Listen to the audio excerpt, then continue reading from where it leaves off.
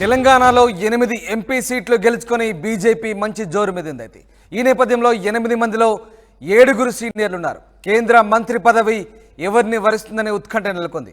కేంద్ర మంత్రి పదవి కోసం ఎవరికి వారే లాబింగ్ చేస్తున్నారు. సీనియర్లుగా తమకే మంత్రి పదవి అనే ఆశలో ఉన్నారు. కిషన్ రెడ్డి, బండి సంజయ్, ధర్మపురి అరవింద్, ఈటల రాజేందర్, రఘునందన్ రావు మహిళా కోటలో డీకే అరుణ కేంద్ర మంత్రి పదవి ఆశిస్తున్నారు. గత ఎంపీ ఎన్నికల్లో 4 సీట్లు గెలవడంతో కిషన్ రెడ్డికి కేంద్ర మంత్రి పదవి ఇచ్చింది బీజేపీ. ఈసారి ఒక్క మంత్రి పదవి ఇస్తారా లేదా 2 మంత్రి పదవులు కట్టబెడతారని వాదనలు వినిపిస్తున్నాయి.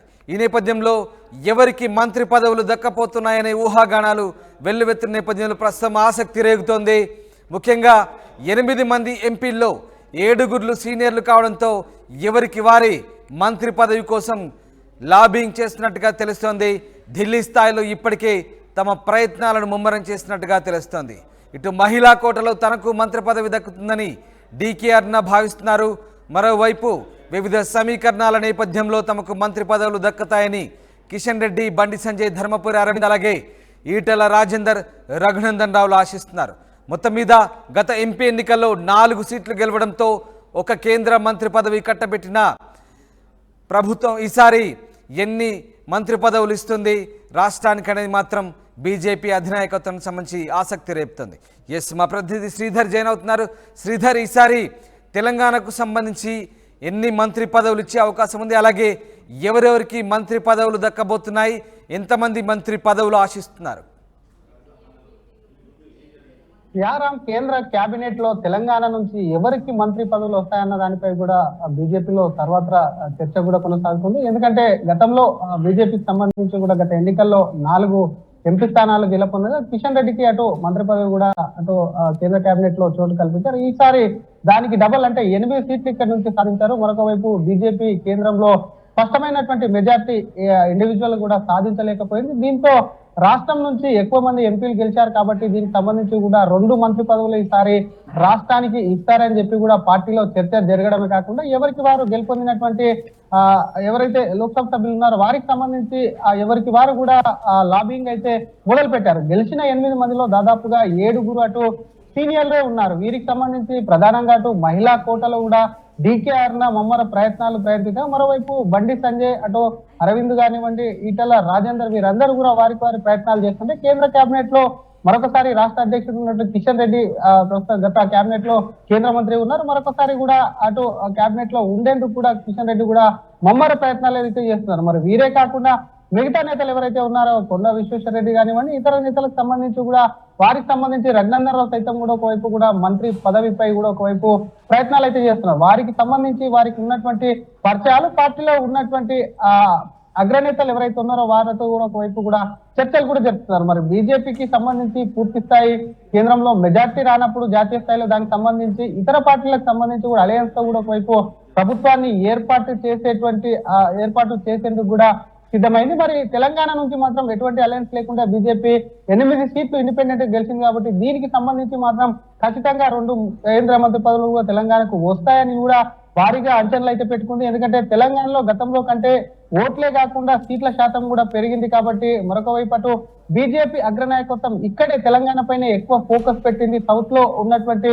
స్థానాల్లో తెలంగాణ నుంచి మెరుగైనటువంటి స్థానాలు వచ్చాయి కాబట్టి సౌత్ స్టేట్ నుంచి తెలంగాణకు 2 మంత్రి పదవులు ఖచ్చితంగా ఉంటాయి. అందులో ఒకటి కేబినెట్ హోదా ఒకటైతే మరొక వైపు సహాయ మంత్రి పదవి కూడా ఉండొచ్చు. కాబట్టి వాటి కోసం ఇప్పుడు చెప్పుకున్నటువంటి నేతలు గెలిచినటువంటి 8 మంది నేతల్లో దాదాపుగా 7 నేతలు అయితే ముమ్మర ప్రయత్నాలు అయితే మొదలు పెట్టారు. మరి ఎవరిని మంత్రి పదవులు ఆశిస్తుంది? ఎందుకంటే ఇప్పటికి వైపు ఈ రోజు కేంద్ర కేబినెట్ సమావేశం తర్వాత డిజాలు కొత్తగా కూడా ఒకవైపు కేబినెట్ కూర్పు అనేది ఉంటుంది కాబట్టి అందులో ఎవరికి చోటు దక్కుతుందన్న దానిపై కూడా సర్వత్రా ఆసక్తి నెలకొంది. రామ్ రైట్ శ్రీధర్, అంటే ఇప్పటికే ఢిల్లీ స్థాయిలో లాబింగ్ చేస్తున్నట్టుగా తెలుస్తుంది. సో ప్రస్తుతం ఎవరెవరు ఢిల్లీ బాట పట్టారు, ప్రస్తుతం ఇక్కడ బీజేపీ హెడ్ క్వార్టర్స్లో ఎవరెవరు అందుబాటులో ఉన్నారు, మరి ఇవాళ ఎన్డీఏ మీటింగ్ కూడా జరగబోతున్న నేపథ్యంలో మరి మంత్రి పదవులకు సంబంధించి కూడా ఏమైనా డిస్కషన్కి వచ్చే అవకాశం ఉందా? రాష్ట్రానికి సంబంధించి, రాష్ట్ర బీజేపీ సంబంధించి ఎవరెవరికి మంత్రి పదవులు కేటాయించే అంశానికి సంబంధించి కేంద్ర నాయకత్వం ఎలాంటి ఆలోచనలు చేయబోతోంది? ముందుగా ఈ రోజు అటు ఢిల్లీలో ఎన్డీఏ పార్టీల యొక్క మీటింగ్, అలయన్స్ మీటింగ్ ఉంది. ఆ పార్టీకి సంబంధించి ఏ పార్టీకి ఎన్ని మంత్రి పదవులు ఇవ్వాలన్న దానిపై కూడా ప్రధానంగా ఒకవైపు కూడా కేంద్రంలో అదే ప్రభుత్వాన్ని ఏర్పాటు చేయడం, మంత్రి పదవులకు సంబంధించి కూడా ఒకవైపు కూడా చర్చ కూడా జరుగుతుంది. చర్చకు సంబంధించి బీజేపీకి దక్కేటువంటి మంత్రి స్థానాలు ఏవైతే ఉన్నాయో వాటికి సంబంధించి ఏ స్టేట్ కు ఎంత ప్రాతినిధ్యం వహించాలి, ఆ స్టేట్ నుంచి ఎంత మందిని తీసుకోవాలనే దానిపై కూడా బీజేపీలో ప్రధానంగా చర్చ కొనసాగుతుంది. దానికి సంబంధించి కూడా స్టేట్ కు ఇంపార్టెన్స్ ని బట్టి కూడా ఒకవైపు మంత్రి పదవులు కేటాయించే అవకాశం ఉంది. కాబట్టి తెలంగాణ నుంచి ఎప్పుడైతే బీజేపీకి సంబంధించి ఒక క్లారిటీ వస్తుందో వాటికి సంబంధించి బీజేపీకి సంబంధించినటువంటి సంఖ్య, ఆ తర్వాత బీజేపీలో ఎవరికి ఇవ్వాలి అన్న దానిపై, ఏ స్టేట్ నుంచి ఎవరికి ఇవ్వాలన్న దానిపై కూడా చర్చ కూడా కొనసాగుతుంది. ఈ నేపథ్యంలో ఈ చర్చకు ముందే ఒకవైపు కూడా లాబింగ్ అనేది మొదలు పెట్టారని చెప్పి కూడా కొంతమంది నేతలు కూడా ఇప్పటికీ ఒకవైపు ఢిల్లీకి సంబంధించినటువంటి నేతలతో టచ్ లోకి అయితే వెళ్ళారు. వారికి సంబంధించి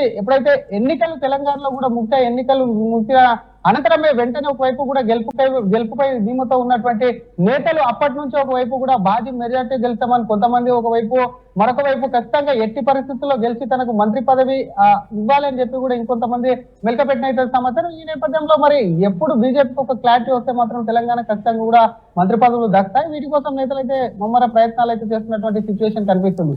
రైట్ శ్రీధర్, గతంలో 4 సీట్లు ఉన్నప్పుడు ఒక్క కేంద్ర మంత్రి పదవి ఇచ్చారు. మరి ఈసారి సీట్ల సంఖ్య పెరిగింది. దాదాపు 8 మంది ఎంపీలు ఈసారి తెలంగాణ నుంచి ప్రాతినిధ్యం వహిస్తున్నారు. సో దాదాపుగా 2 మంత్రి పదవులు ఇచ్చే అవకాశం ఉందా?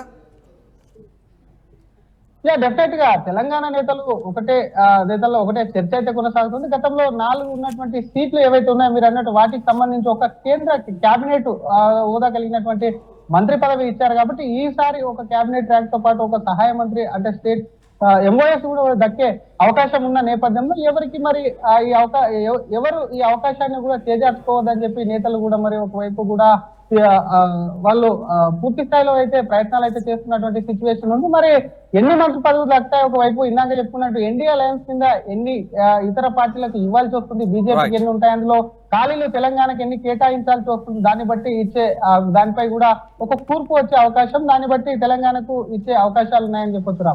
Right, thank you Sridhar, thanks for the update. ఇది మొత్తం మీద కేంద్ర మంత్రులుగా అయ్యేందుకు ఇప్పటికే తెలంగాణ నుంచి గెలిచిన ఎంపీలు ఎవరికి వారు లాబింగ్ చేసుకుంటున్నారు. గెలిచిన 8 మందిలో 7 సీనియర్లే కావడంతో ఎవరికి వారే ప్రయత్నాలు చేసుకుంటున్నారు. సీనియర్లుగా తమకే మంత్రి పదవి అనే ఆశలో కిషన్ రెడ్డి, బండి సంజయ్, ధర్మపురి అరవింద్, అలాగే ఈటల రాజేందర్, రఘునందన్ రావు లాంటి నేతలు ప్రయత్నాలు చేసుకుంటున్నారు. ఇక మహిళా కోటలో డీకే అన్న కేంద్ర మంత్రి పదవి ఆశిస్తున్నారు. గత ఎంపీ ఎన్నికల్లో 4 సీట్లు గెలవడంతో కిషన్ రెడ్డికి మంత్రి పదవి ఇచ్చింది కేంద్ర నాయకత్వం. ఈసారి మరి 8 సీట్లు గెలవడంతో ఒక్క మంత్రి పదవి ఉంటుందా లేదా 2 మంత్రి పదవులు దక్కుతాయనేది ఆసక్తికర చర్చ సాగుతోంది.